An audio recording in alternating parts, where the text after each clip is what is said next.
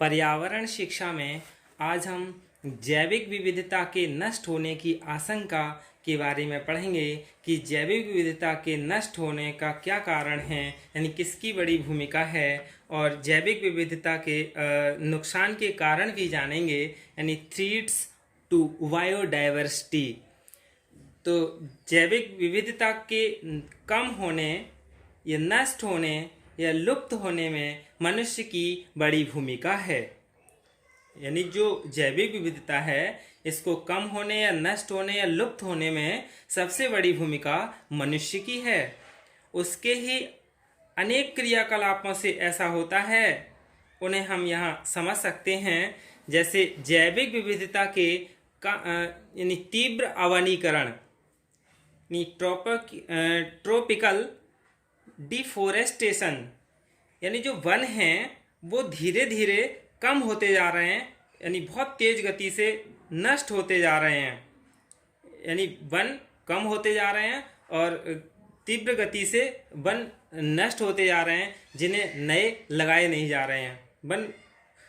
दूसरा है प्रजाति संकटग्रस्त क्षेत्रों की अवहेलना, neglect of species threatened areas.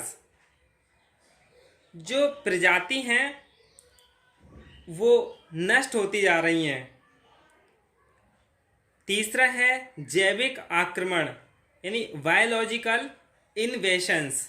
जो जैविक आक्रमण हैं, जैसे अभी इस समय क्या चल रहा है कि जो फसलें हैं और टिड्डी जो हैं वो धीरे धीरे आक्रमण करती जा रही हैं, यानी ग्रासोफर जिसे बोलते हैं इंग्लिश में, यानी टिड्डी जो बहुत तेज गति से आक्रमण करती जा रही हैं। इनका उपचार भी चल रहा है। वर्तमान में टिड्डी का सबसे बड़ा किसान की जो फसल है उस पर आक्रमण करती जा रही हैं, जो कि हमारे देश में गुजरात और राजस्थान में आ चुकी हैं। अगला है मृदा, जल और वायुमंडल का प्रदूषण, यानी pollution of soil, water and atmosphere. जो मिट्टी है, जल है और वायु है, इन तीनों का प्रदूषण भी बढ़ता जा रहा है, जिसके कारण जैविक विविधता नष्ट होती जा रही है। अगला है सार्वभौमिक जलवायु परिवर्तन, यानी ग्लोबल क्लाइमेटिक चेंज। जो जलवायु है वो परिवर्तन होती जा रही है। जलवायु परिवर्तन होने से इतनी जल्दी से जो प्रकृति है वो अपने आप को अनुकूलित नहीं कर पाती है, यानी अडेप्टेशन नहीं कर पाती है, जिसके कारण क्या है, जैविक विविधता नष्ट हो रही है। अगला है आबादी वृद्धि की तेज गति से प्राकृतिक संसाधनों का अधिक उपभोग, यानी जो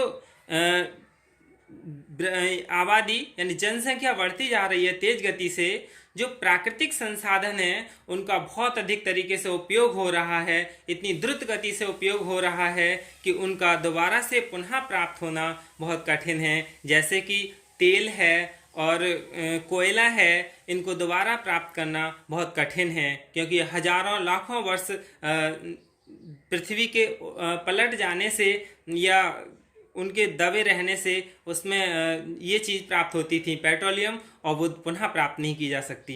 use of more natural resources due to high rate of population growth.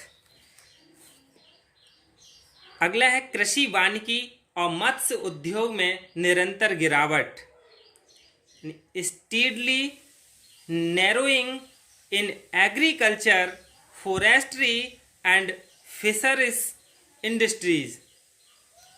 यानी जो कृषि है और वानिकी और मत्स्य यानी मछली उद्योग है, इनमें बहुत तेज गति से गिरावट आती जा रही है, यानी इनका उत्पादन कम होता जा रहा है। इससे भी क्या है, जैविक विविधता नष्ट होती जा रही है।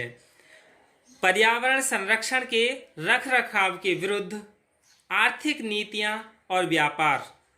जो पर्यावरण संरक्षण हैं उनके रखरखाव के विरुद्ध आर्थिक नीतियां यानी इकोनॉमिक जो पॉलिसीज़ हैं, और जो यानी व्यापार है, बिजनेस है, इनकी जो नीतियां हैं, इससे पर्यावरण संरक्षण के रखरखाव की इकाइयाँ ये विरुद्ध हैं। इन्हें क्या है, अपनी आर्थिक स्थिति सही करने के लिए, इनकम करने के लिए, ये चाहे पर्यावरण नष्ट हो या कुछ भी हो, इन्हें अपनी वृद्धि करनी होती है। In economic policies and trade against maintenance of environmental conservation. जैविक विविधता के संरक्षण के लिए योजना और नीतियों के निर्माण का अभाव। जो जैविक विविधता के संरक्षण की योजनाएं हैं, नीतियां हैं, उनका निर्माण नहीं हुआ है, जिसके कारण ये धीरे धीरे जैविक विविधता नष्ट होती जा रही है। यानी absence in making to plans and policies for the conservation of biodiversity. सामान्य जन को सूचना और ज्ञान का अभाव, यानी जो आम जनता है उसके लिए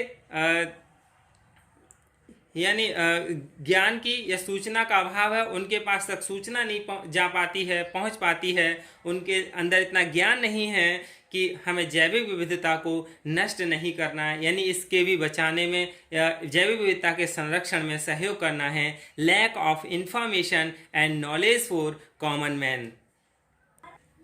यानी इन सभी चीज़ों से हमें जो अधिक से अधिक आम जन हैं उनके लिए इन पहलुओं से अवगत कराना चाहिए। इसी से जहां एक ओर देश में विभिन्न क्षेत्रों में आत्मनिर्भरता बढ़ेगी, वहीं दूसरी ओर देश व्यापार के क्षेत्र में आर्थिक संपन्नता सुनिश्चित है। यानी आर्थिक संपन्नता सुनिश्चित होगी। अच्छा और भरपेट भोजन, स्वच्छ पानी, साफ हवा, सुधरे आवास, रुचिपूर्ण पहनावा और मन की अथाह शांति और सुख को आम आदमी तक पहुंचाने की अपूर्व कल्पना जैसी जैविक विविधता में ही है।